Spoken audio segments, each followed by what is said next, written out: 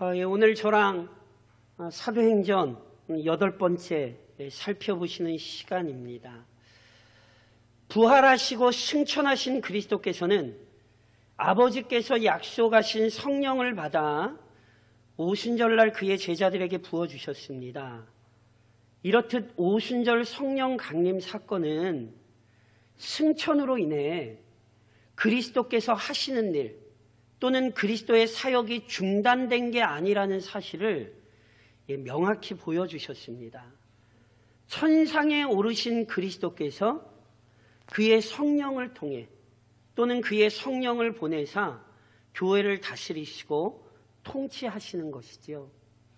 3장에 기록되어 있었던 익히 잘 아시는 베드로와 요한이 성전 미문 앞에서 구걸하던 이 나면서부터 못 걷던 자를 일으킨 사건 역시 계속되고 있는 그리스도의 능력 있는 통치를 확인시켜 줍니다.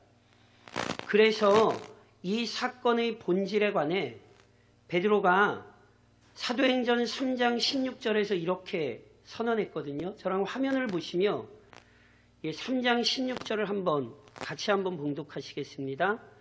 그 이름을 믿음으로 그 이름이 너희가 보고 아는 이 사람을 성하게 하였나니 예수로 말미암아 난 믿음이 너희 모든 사람 앞에서 이같이 완전히 낫게 하였느니라. 아멘. 아멘이시죠? 오직 그리스도의 이름 또는 그리스도의 능력이 나면서부터 못 걷던 자를 일으킨 것입니다. 달리 표현하자면 누구든지 나사렛 예수의 이름을 의지하는 자마다 구원을 얻습니다. 누구든지 그리스도의 이름을 의지하는 자마다 그분의 은혜와 능력을 경험하게 되는 것입니다. 그리고 이것이 오늘도 교회가 믿고 의지하며 가르치고 선포해야 하는 진리입니다. 제 설교 한마디로 얘기하면 예수 믿고 구원 얻으시라는 거예요. 예수 외에는 우리에게 주신 구원자가 없으니 오직 그분을 믿으셔야 한다. 이것이 모든 설교자들의 외침이고요. 모든 교회가 붙들고 있는 진리의 말씀입니다.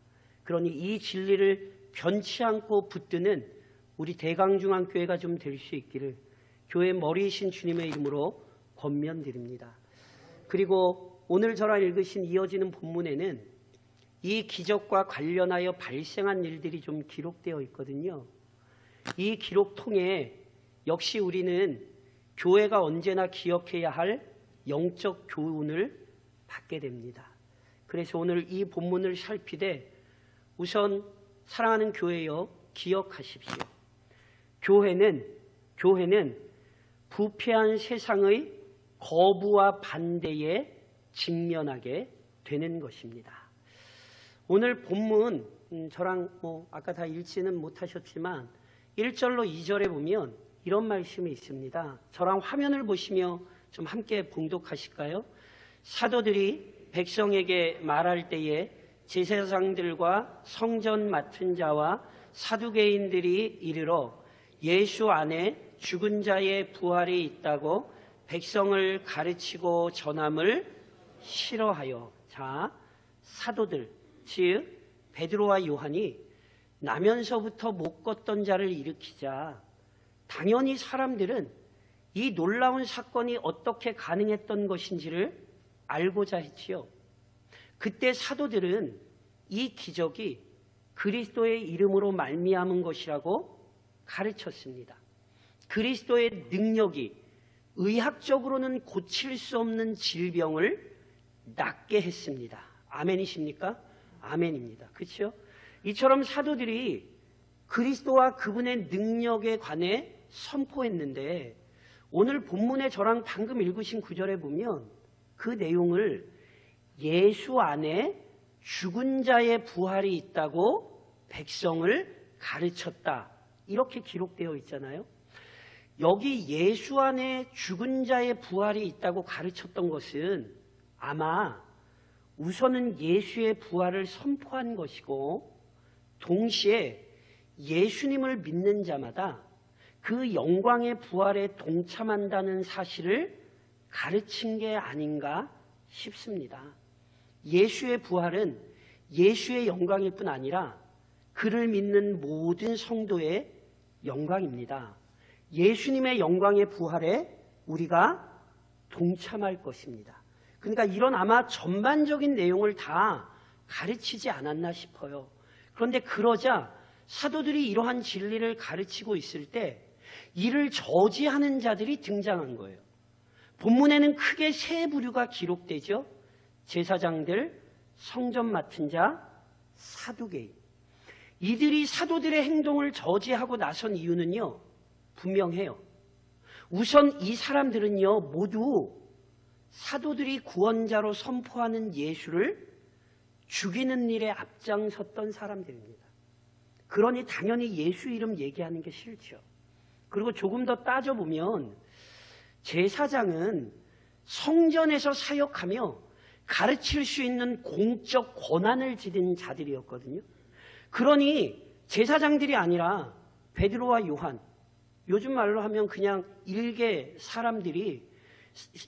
사람들에게 이 사람들이 막 몰려들어서 베드로와 요한에게 가르침을 받는 게 이게 제사장들 입장에서는 굉장히 못마땅한 거예요. 그래서 못 가르치게 하는 거죠. 더 나아가 성전 맡은 자는 성전의 치안을 담당하는 사람이거든요.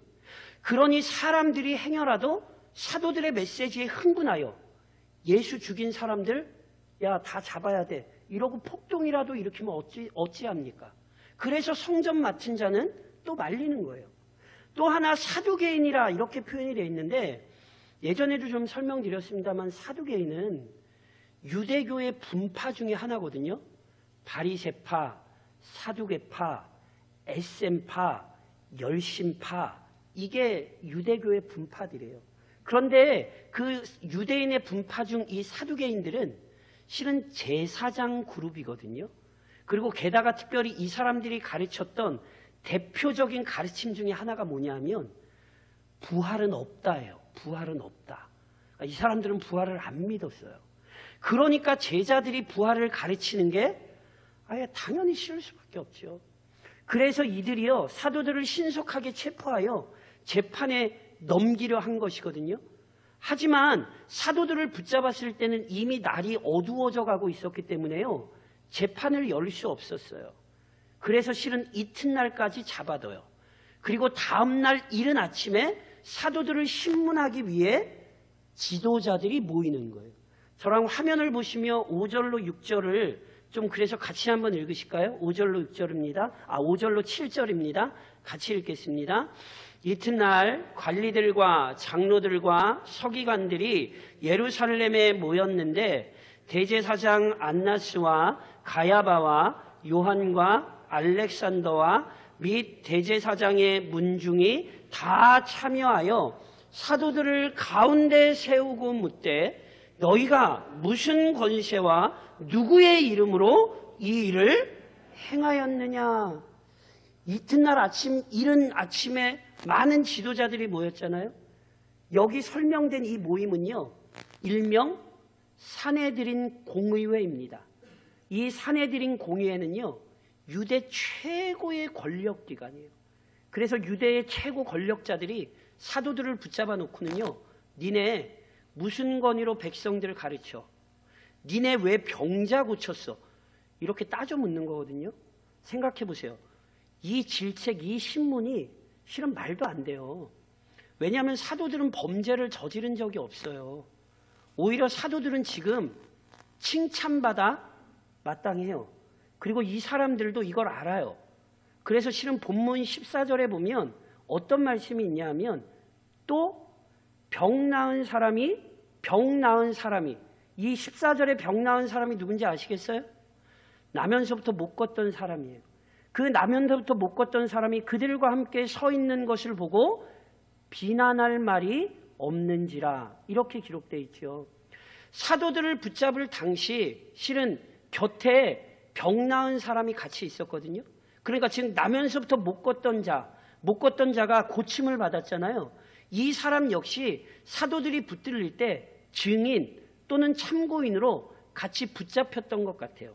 아까 저랑 읽으셨던 본문에 보면 이 사람이 나이가 40여 세나 되었더라 이런 기록이 있는데, 이 내용은 이 사람이 당시 사람들에게 잘 알려져 있었다는 거예요. 그러니까 40여 세가 되기까지 몇 년인지는 모르지만 성전 미문 앞에서 오랜 시간 구걸을 하고 있었거든요. 그러니 당시 모였던 지도자들도 이 사람 잘 알아요. 못 걷던 것도 알고요, 구걸하던 것도 알아요. 그런데 그 사람이 지금 병이 나 제자들 옆에 서 있잖아요. 그러니까 그걸 보면 도저히 이 사실을 부인할 수도 없고 제자들을 비난할 수도 없는 거예요. 그런데 하지만 자신들의 입장에서 사도들을 내버려 둘 수는 없거든요. 왜냐하면 다시 한번 말씀드리지만 당시 모여있던 인물들, 아까 저랑 읽으신 분 중에 안나스, 가야바 기억하세요? 이 사람들 어떤 사람들인지 기억하세요?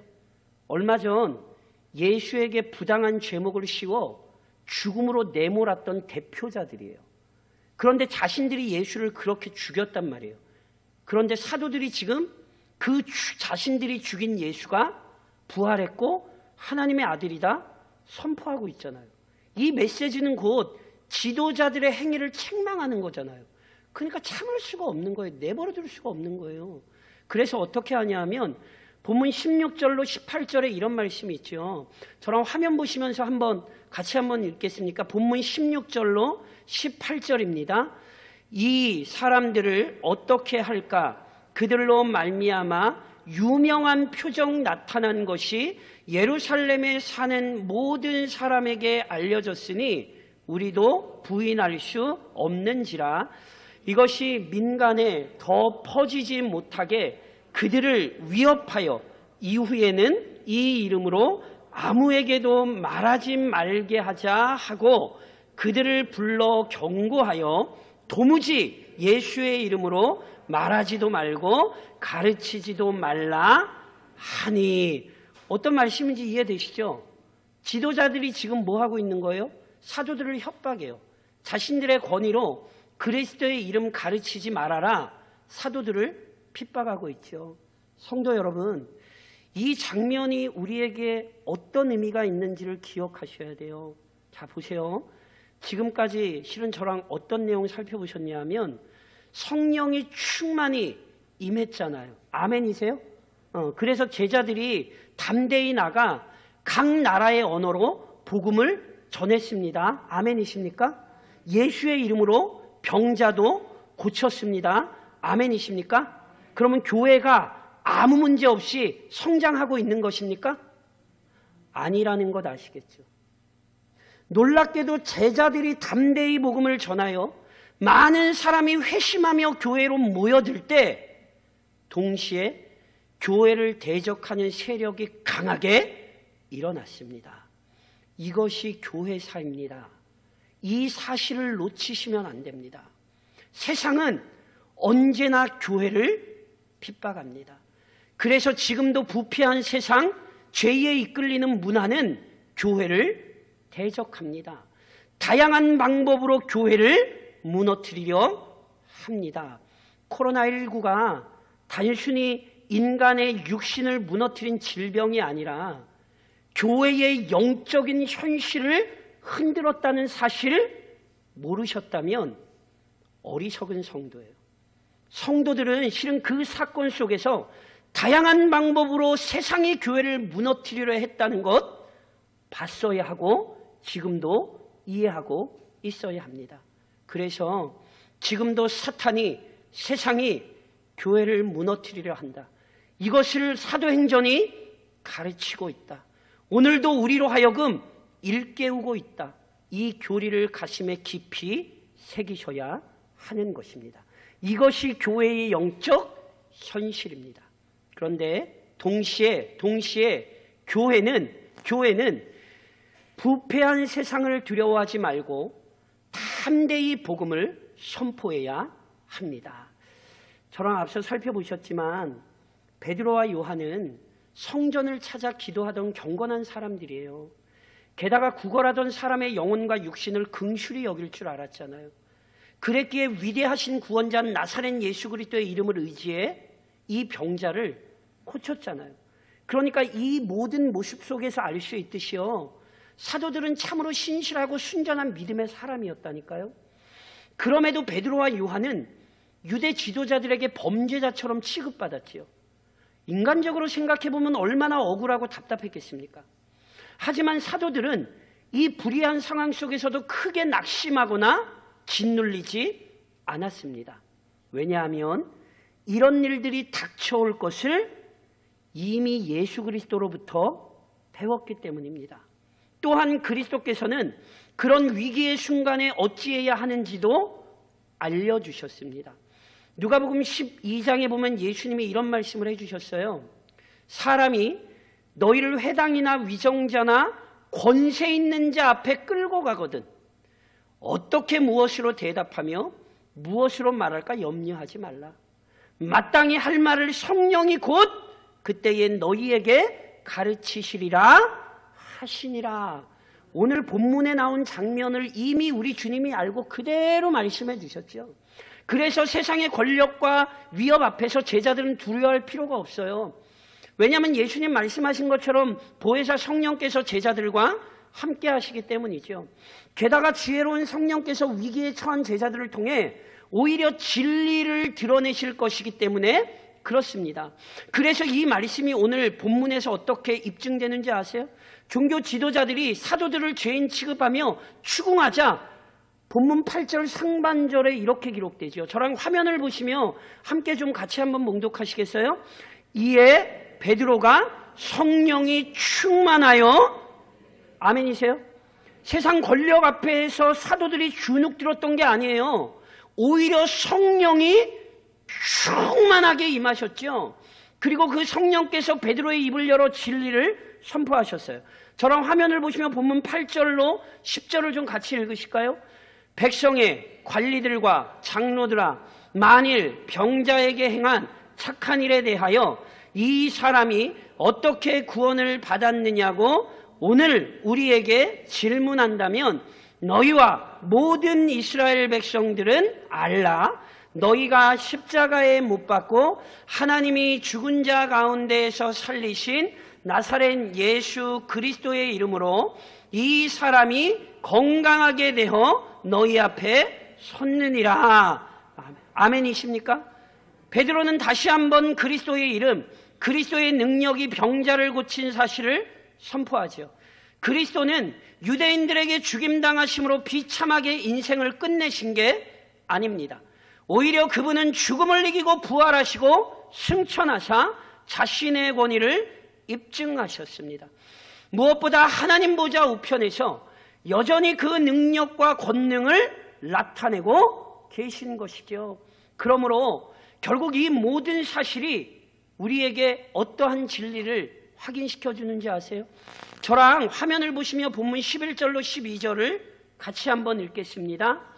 이 예수는 너희 건축자들의 버린 돌로서 집 모퉁이의 머릿돌이 되었느니라. 다른 이로서는 구원을 받을 수 없나니 천하 사람 중에 구원을 받을 만한 다른 이름을 우리에게 주신 일이 없음이라 하였더라. 보세요. 앞서도 베드로는 구약 성경을 인용해 그리스도를 증언했거든요. 그런데 저랑 읽으신 이 지금 본문에서도 구약을 인용하고 있는 거예요. 특별히 여기에서는 베드로가 시편 118편 22절을 인용하거든요. 그 시편이 이미 어떤 사실을 예언했냐 하면 건축자들이 쓸모없게 생각하여 버린 돌이 놀랍게도 집을 지을 때 중요한 기초석이 된 어떤 이야기 또는 어떤 사건을 통해서 무슨 사실을 예언하고 있었냐 하면 사람들에게 버림받았던 예수가 알고 보니 하나님께서 보내신 구원자였다는 사실을 밝히는 거죠. 구약에 이미 예언되었던 시편의 말씀을 통해 하나님께서 죄인에게 주신 구원자가 오직 예수 그리스도뿐이라는 것을 다시금 선언하는 거예요. 오늘 우리는 그래서 본문에서 다시금 가슴 깊이 되새겨야 합니다. 오직 그리스도만이 하나님께서 정하신 메시아요 죄인들이 의지할 구원자이십니다. 그리고 이 위대한 구속의 은혜를 아는 자들이니 사도들은 이 사실을 증언하지 않을 수 없었던 것이거든요. 그래서 자신들의 죄악에 눈이 가려지고 마음이 완고해져서 그리스도를 죽였던 자들이 아무리 사도들을 억압하고 위협할지라도 절대로 임을 담을 수 없었습니다. 무엇보다 이 유일한 구원자 그리스도를 전하는 일이 하나님께서 요구하신 사명이잖아요. 그리스도의 증인이 되라는 것이 그리스도께서 승천하며 주신 명령이잖아요.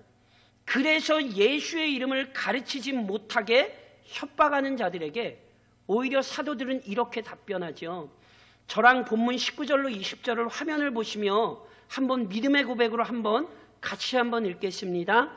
베드로와 요한이 대답하여 이르되 하나님 앞에서 너희의 말을 듣는 것이 하나님의 말씀을 듣는 것보다 옳은가 판단하라. 우리는 보고 들은 것을 말하지 아니할 수 없다 하니. 사랑하는 성도 여러분, 베드로와 요한을 비롯한 사도들이 정말 두려워했던 것은 세상 권력이 아니에요. 사도들이 참으로 두려워했던 것은 온 세상의 주인이요 통치자이신 하나님이십니다. 사도들은 그 위대하신 하나님을 믿고 따랐기에 부패한 세상이 위협해도 세속 권력이 협박해도 담대하게 복음을 선포했습니다.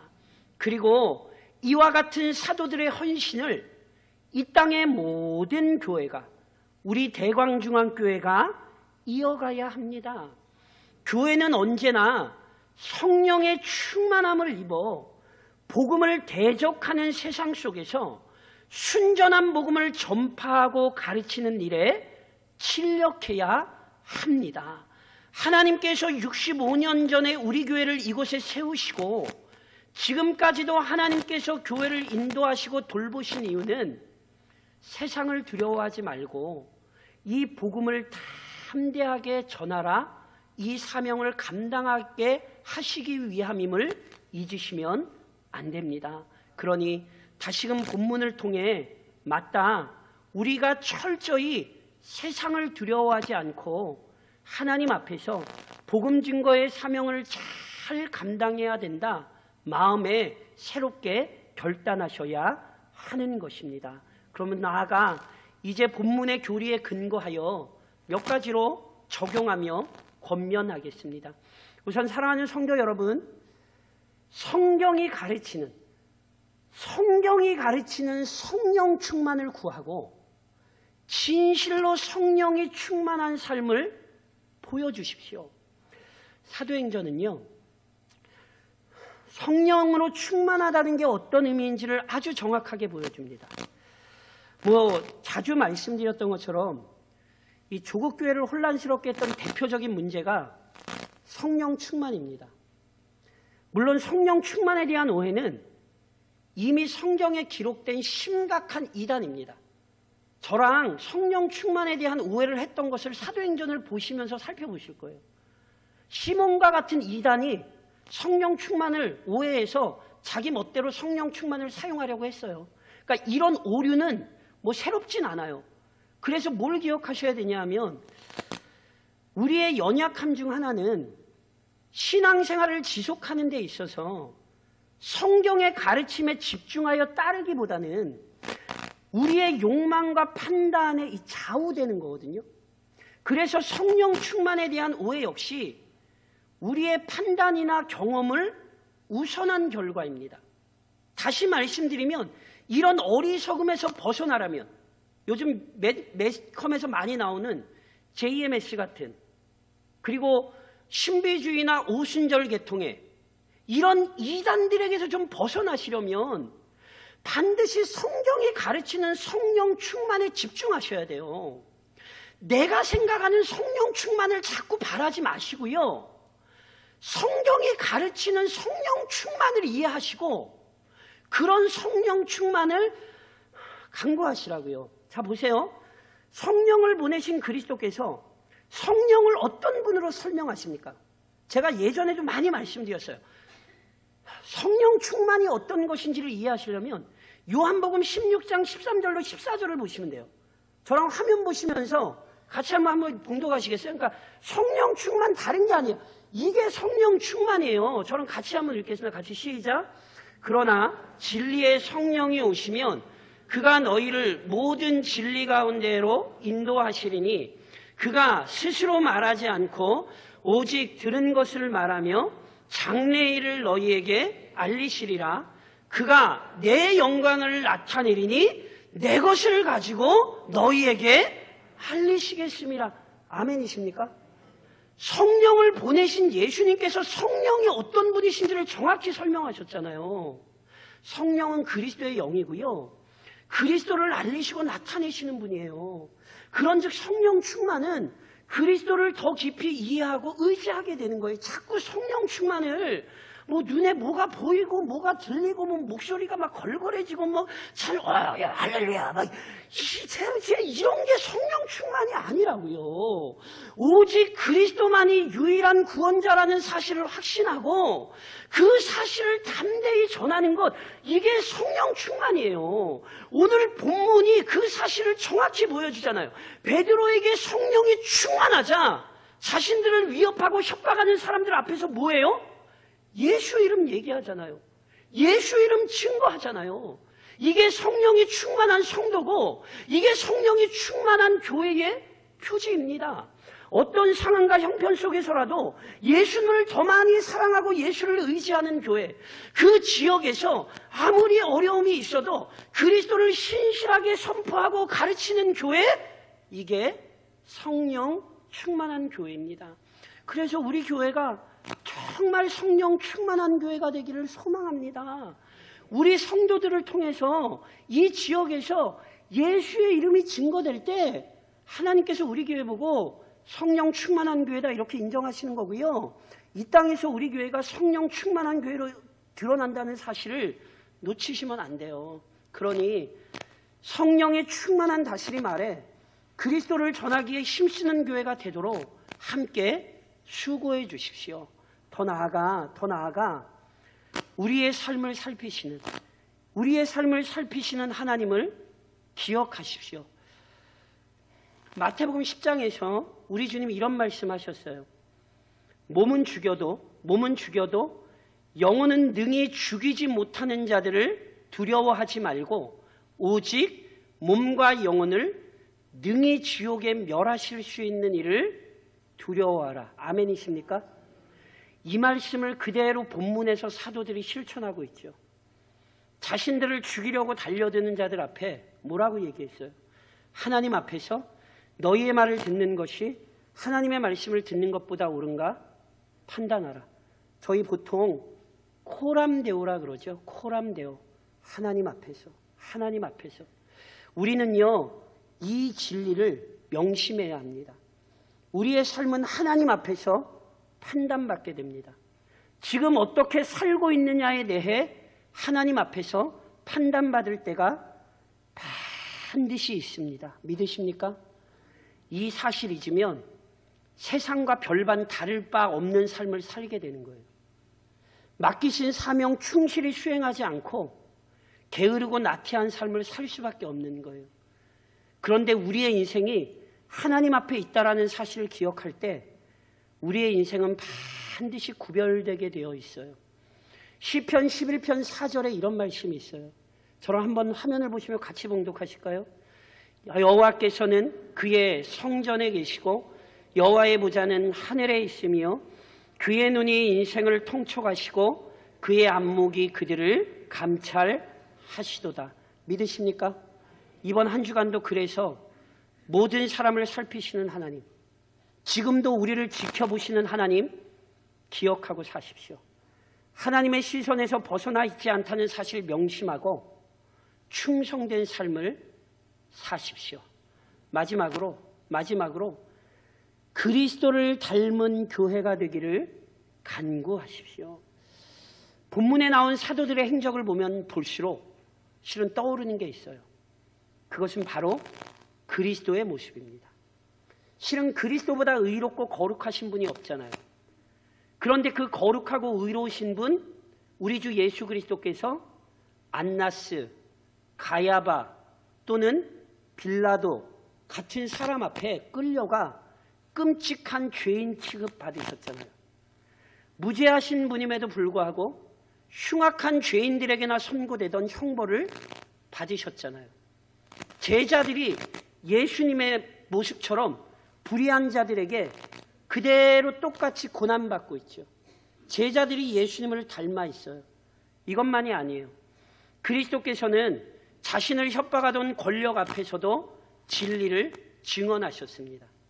사내들인 공의회가 거짓으로 예수를 모함하고 있을 때, 그래서 그리스도가 자신을 하나님의 아들이라 증언한 것을 신성모독의 죄로 삼을 때 우리 주님께서 그들 앞에서 어떻게 말씀하셨는지 아십니까? 마가복음 14장에 이런 말씀이 있습니다. 예수께서 이르시되 내가 그니라. 자신을 죽이려고 달려드는 사람들 앞에서 내가 그니라, 하나님의 아들이라 밝히 말씀하셨어요. 그러면서 인자가 권능자의 우편에 앉은 것과 하늘 구름을 타고 오는 것을 너희가 보리라 하시니, 그리스도께서 대적들을 두려워하지 않고 진리를 선포하셨지요. 그래서 그 모습 그대로 제자들 역시 힘으로 억누르려는 권력자들 앞에서 담대히 진리를 전했습니다. 성도 여러분, 제자들의 모습이 예수님의 모습을 반영하듯이 오늘 우리의 삶이 예수님을 보여줄 수 있기를 간구하십시오. 예수님처럼 하나님의 뜻에 순종하고 예수님처럼 진리를 위해 고난받는 일도 감수하고 예수님처럼 하나님을 영화롭게 하고 예수님처럼 이웃을 유익하게 하는 교회, 이런 우리 교회가 되고 우리 모두가 될 수 있기를 함께 간구하며 이를 위해 수고하시기를 우리의 머리이신 주님의 이름으로 권면드립니다.